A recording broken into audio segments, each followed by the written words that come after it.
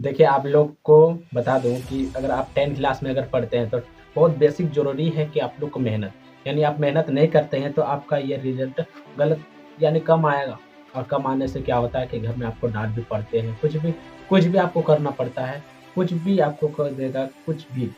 ये नहीं है कि यही हमको बोलेंगे, म आपको क्या जो आपको बोल सकता है, कुछ उसमें लिखा ही नहीं है कि मतलब आपको क्या कहें। पर आप लोग को बता दूँ, एक सलाह आप लोग को ज़रूर दूँगा कि अगर 10th का अगर तैयारी कर रहे हैं, अगर आप लोग अगर 5 से पढ़े होंगे, 5 में आपसे देखिए 5 में उतना हार्ड नहीं होता है कि 5 में आप तो बच्चे थे, बच्चे में भी कुछ होता नहीं है वैसे। पर आप बच्चे थे उस टाइम को कुछ नहीं आता था, पर आपको पास कर देते थे। पर अब आ गया है 9th और 10th। देखिए 9th 10th बहुत बेसिक चीज़ होता है, क्योंकि आप वहीं से आप सिलेक्ट होते हैं कि किस पद में आपको जाना है। यही मेन होता है कि कुछ बच्चे लोग पढ़ते हैं, पर पढ़ने के बाद इस यानी क्लास या तो कोई कोचिंग जाते हैं, जाने के बाद कुछ पढ़ते हैं, पढ़ने के बाद कुछ आके कुछ करते नहीं हैं। फिर सुबह हुए, किताब पकड़े और चला गए सीधे फिर कोचिंग की ओर। पर जैसा होता नहीं है, बच्चे लोग आप लोग बता दूँ कि अगर आप लोग अगर पढ़ाई करते हैं, अगर आप 10th क्लास में हो, तो आप लोग पढ़ाई करो या तो अन्यथा आप कहीं कहीं जाके काम करो। बस यही एक मन, क्योंकि आप लोग माता-पिता को कभी आप लोग दुःख ना दें। क्योंकि अगर आप पढ़ाई करते हैं, तो अच्छे ढंग से पढ़ाई कीजिए, वरना आप काम में चले जाइए। काम में आप चले जाते हैं, तो वही आपका बेहतर होगा। क्योंकि यही मेन डिसाइड करता है 10th। 10th अगर आप सही से नहीं करते हैं, तो फिर आपका सब बेसिक यानी जो है, आगे भी आपको दिक्कत आ सकती है। इसलिए आप लोग 10th बहुत इम्पोर्टेंट है, बहुत ज़रूरी है। 10th आप लोग अच्छे से अच्छे कवर करें और अच्छे मेहनत और लगन से पढ़ें।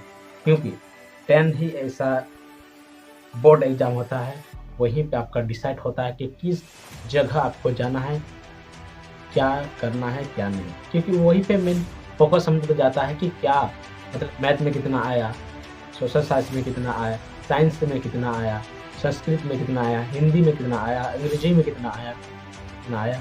वही तो मेन देखते हैं कि कितना आपका आया है मार्क्स। वही देखते हैं कि आपका कितना आया है मार्क्स। उस हिसाब से आप लोग को वहीं से आप या नहीं तो साइंस में कर सकते हैं, या तो आर्ट्स ले सकते हैं, या ऐसा कॉमर्स ले सकते हैं। वहीं पे आपका माइंड डिफाइंड होता है कि आप किसमें आप एडमिशन करें, किस चीज़ में आपका बढ़िया है, वहीं से आप लोग को चॉइस करना पड़ता है। अगर देखिए, अगर आप लोग अगर नहीं पढ़ते हैं, तो आप लोग मत पढ़िए। आप लोग 10th क्लास तक ही मत पढ़िए, आप लोग 10th अगर किस लिए करेंगे? क्योंकि आप करेंगे ही नहीं, तो फिर आपको करने से आगे जाके जो टाइम है वो भी आपका वेस्ट हो जाएगा। इसीलिए अगर आप नहीं करते हैं, तो आप कहीं काम करने या चला जाइए, कहीं चला जाइए, कोई दिक्कत नहीं है।